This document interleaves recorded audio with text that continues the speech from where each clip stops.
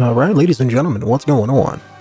My name is Denonu, and in this video here, we're going to be talking about the newest episode of Superman and Lois, episode 4. And this episode wasn't really, at least in my opinion, a good episode. It was okay. You know, nothing really happened in the episode. It was just more of the same. I guess you can call it an exposition episode, but it wasn't really exposition. It was just furthering, I guess, the story, you know. So the underlying things that, let's say, Lois was trying to figure out with Morgan Edge, they figured out why he was in the town, you know, or why not they didn't figure out, but they showed us, the audience, why he's in the town. He's trying to find some variation of kryptonite in the mines, and that's why he's buying up all the property so he can, you know, dig it and find it out. And he just found it at the end of the episode. And the two boys' I guess storyline there, you had a lot of football. That's pretty much all that was. Basically, the kid with powers is getting put on the field versus the other kid, and that ties into another student there that was also at the party in the first episode, and somehow this other student got, I don't know if he has powers or metahuman abilities, but they're, you know, he got something that night, and that's probably, I think what they said was that when they had the party in the first episode, when the younger son used the heat vision, that hit, well, they don't really outright say it hit the kryptonite, but it kind of, how would I explain it? I forgot the term that Lois's dad used, but basically it reacted with the kryptonite. Somehow that gave the kid powers or woke up his metahuman abilities, and he couldn't control them. So their part of the storyline of the episode is just basically figuring out, hey, this kid is going through some stuff. He broke his arm, but somehow his arm and body kept vibrating. They never showed you what he can do, but his body kept vibrating. He couldn't control it, and Superman had to fly him up into the upper atmosphere to kind of calm him down because it has less air. And then they kind of whisked him off to a metahuman school that the military knows about and things like that. But basically, the crutch behind that whole situation with the kids is basically on Lois's dad, because he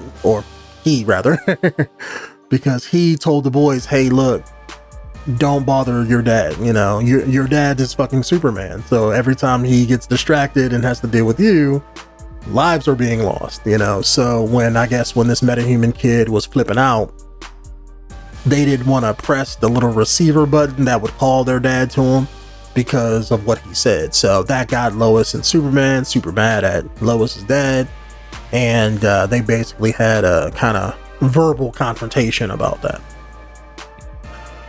In Superman's case, to continue on with that, Lois's dad basically told him that, look, since you moved out to Smallville here, you're not being in Metropolis that often, so your people aren't seeing you there, and they know that you're not around. So the crime and the gangs are stepping up now, and the military has their high-risk prisoners in this certain prison in Metropolis.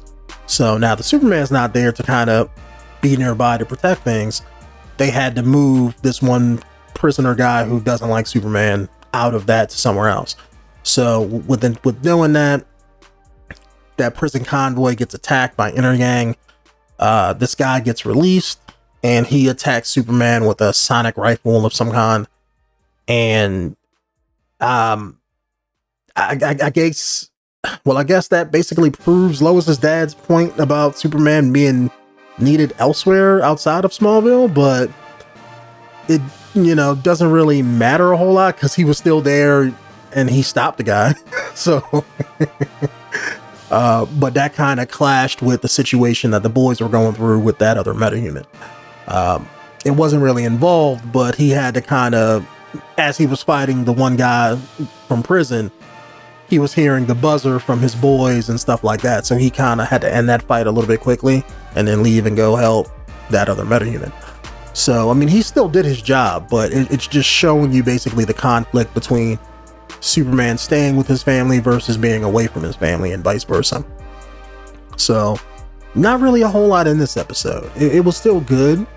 I'm glad that they're showing the dynamic between the super family and his responsibilities, you know, with and without the family. I like that a lot. Shows the humanistic side of fatherhood and things like that. So it's pretty decent in that regard. But as far as, let's say, like action or furthering any kind of plot with Lex Luthor, you know, they didn't show anything of that. Nothing that's no superheroics really in this episode. It was kind of bland when you compare it to the first 3 episodes. So that's why I said it's not really a good episode, but it's just okay. It's just furthering the plot of the characters. Because I'm assuming this guy that was broke out of prison, I'm assuming they're gonna go back to him at some point in the series, or maybe he gets out again, or maybe Morgan Edge hires him to do something later on in the season, something like that. Because why even bring him up if, you know, nothing's gonna, you know, happen with him? So maybe he teams up with Lex Luthor some kind of way. Maybe Lex gets him to build something or something like that. Who knows? But it's really just introducing a new bad guy, and, you know, now we know the end game of Morgan Edge's plot of buying stuff. That's pretty much all there was. Outside of that, same old stuff. You know, they didn't really further the family dynamic, unless you want to say them diving into Lois's dad after the fact about what he said with the boys. It didn't really change the dynamic, but he kind of left the house after that and apologized. But it ain't like they kicked him out, you know. So it's one of those things where it's like, that's still just in the same boat of where it was before. You guys just had an argument. So outside of that, like I said, it was just basically exposition and just furthering everything. But, you know, I'm still waiting for the super stuff to come back. You know, show me some good shit. You know, since that's what I'm here for. But I'm guessing, you know, during TV shows, you have to have episodes like this to kind of further the plot, further things along and stuff like that, so you can get to the bigger stuff that you want to tell later on in the season. So still an okay episode though, still watchable. But anyways, guys, that's just my opinion on Superman and Lois episode 4. And be back next week and we'll talk about the next one, and hopefully we'll get something that's a little bit better than this one.